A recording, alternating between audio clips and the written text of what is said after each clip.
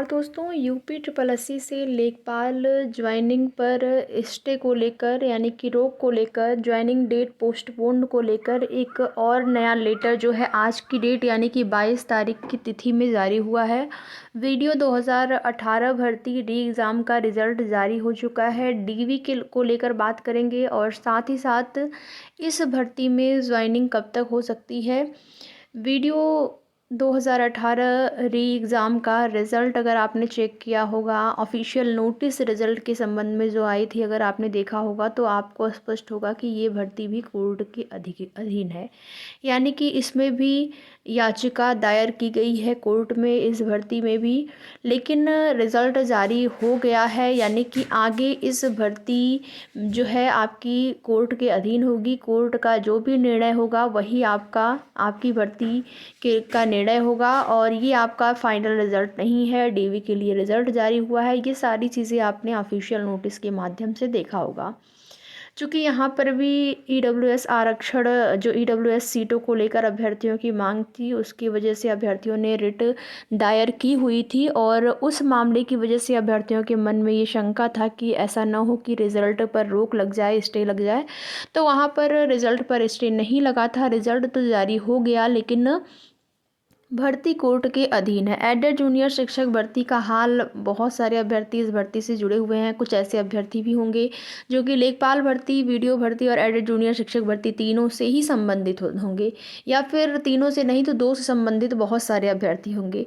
तो उन अभ्यर्थियों से यही कहना है कि पद वृद्धि को लेकर प्रयास जारी है। बाकी बस उम्मीद हम कर सकते हैं, बिल्कुल 100% नहीं कहा जा सकता है कि पदों में वृद्धि होगी। हाँ, भर्ती प्रक्रिया शुरू करने को लेकर आश्वासन, सकारात्मक जवाब दिया गया है कि भर्ती जो है वो शुरू हो चुकी है। यानी कि बहुत सारे प्रोसेस जो कि हमारे और आपके लिए कोई नोटिस नहीं जारी होती है, उसके संबंध में जो सरकारी कार्य, अधिकारियों का कार्य होता है, वो सभी कार्य जो है वो हो रहे हैं। लेकिन अभी तक शासनादेश यानी कि जो रिक्त पदों का ब्यौरा वगैरह होता है, वही सारी चीज़ें हो रही होंगी और कौन सा काम होगा, वही सारी चीज़ें हो रही हैं। और जैसे ही पद स्पष्ट हो जाते हैं कितने पद हैं, उसके बाद शासनादेश आपको उतने पदों पर देखने को मिलेगा।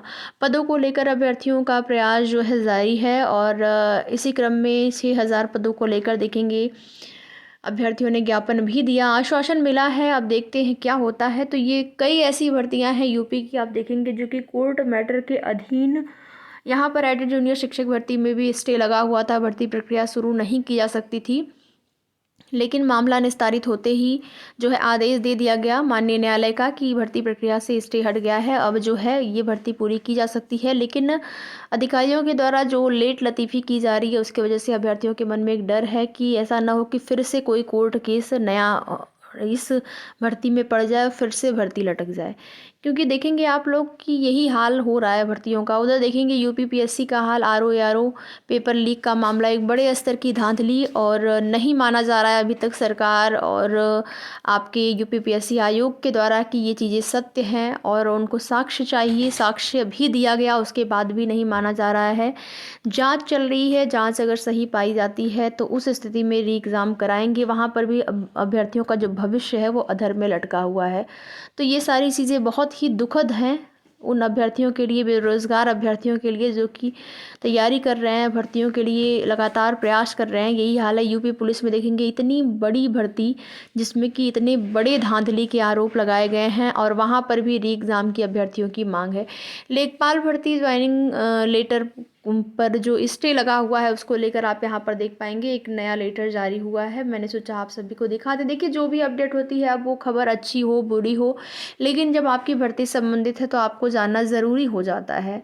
ज़रूरी हो जाता है क्या कुछ हो रहा है भर्ती में। तो इस वजह से आपको यहाँ पर दिखाएंगे वो लेटर।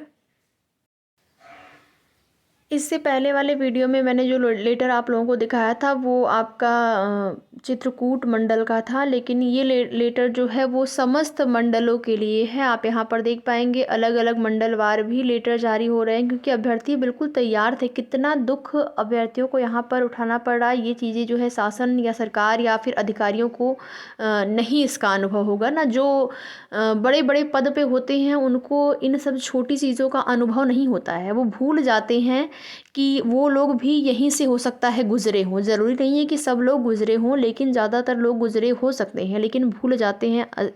इंसान जब एक पदवी, अपनी ऊंची पदवी प्राप्त कर लेता है तो फिर छोटी चीज़ों को भूल ही जाता है।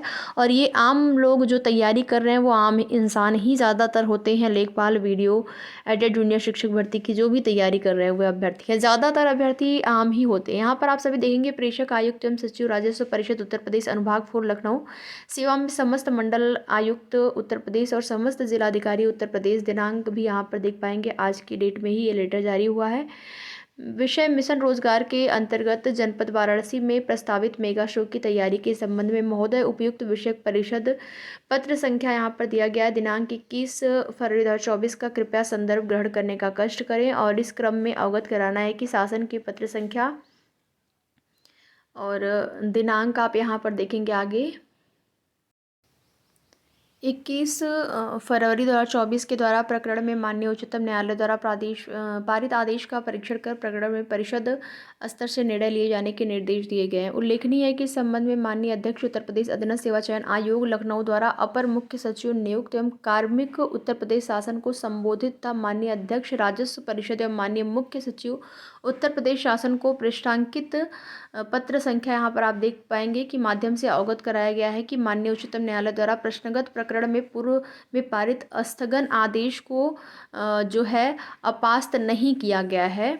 और जो स्थगन का आदेश था आप यहाँ पर देख पाएंगे, प्रकरण क्या है, वही प्रश्नगत प्रकरण।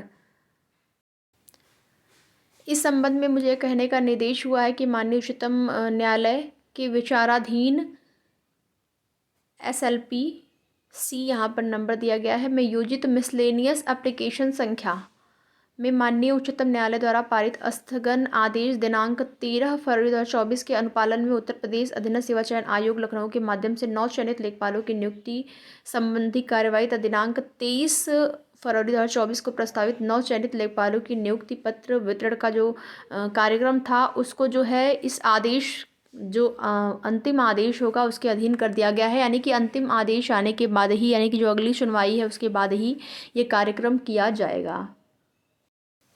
और इधर देखेंगे वीडियो भर्ती का रिज़ल्ट आने के बाद भी अभ्यर्थी, हज़ारों अभ्यर्थी बहुत ज़्यादा निराश हैं और उनका ये कहना है कि जो नॉर्मलाइजेशन हुआ है उसकी वजह से बहुत सारे अभ्यर्थियों को नुकसान हुआ है। यानी कि उनके नंबर कट ऑफ नंबर में आते हुए भी, कट ऑफ जो है उसको फुलफ़िल करते हुए भी उनका जो है रिज़ल्ट नहीं आया हुआ है, यानी कि वो DV के लिए सेलेक्ट नहीं हुए हैं। और हज़ारों ऐसे अभ्यर्थी हैं तो उनका ये कहना है क्या कर सकते हैं। तो आप लोगों से यही कहेंगे कि अब देखिए, करने के लिए अगर देखा जाए तो अगर आप जाते हैं आयोग ये जानने के लिए कि हाँ आपने आंसर की से चेक किया था, आपके इतने नंबर आ रहे थे, तो आयोग ये भी कह सकते हैं कि हो सकता है कि आपको चेक करने में गलती हो। हाँ, और अगर ये नहीं कहेंगे तो ये कह सकते हैं कि नॉर्मलाइजेशन हुआ है, नॉर्मलाइजेशन से आपके नंबर घटे हैं। और ज़्यादा उम्मीद यही है कि नॉर्मलाइजेशन से ही आपके नंबर घटे हैं। ज़्यादातर अभ्यर्थी जो फर्स्ट शिफ्ट वाले हैं उनका कहना है कि उनके नंबर जो हैं घट गए हैं। तो देखिए, नॉर्मलाइजेशन का बहुत ही बुरा प्रभाव पड़ा है, नंबर घटने वाला। ऐसे शिफ्ट को भी आधार बना सकते थे जहाँ से नंबर या तो बढ़े या तो समान रहें, सेम ही रहें। नंबर जो है वो देखिए घट गए हैं। घटने की वजह से बहुत सारे अभ्यर्थी निराश हैं कि ज़्यादा उनके नंबर आ रहे थे लेकिन नहीं हो पाया है चयन। तो किसी अन्य भर्ती में अगर आप शामिल हैं तो उसकी तैयारी करते रहिए। बाकी आगे की जो भी अपडेट होगी आप सभी को उसकी सूचना दी जाएगी। वीडियो में लास्ट तक बने रहने के लिए आप सभी का बहुत बहुत धन्यवाद।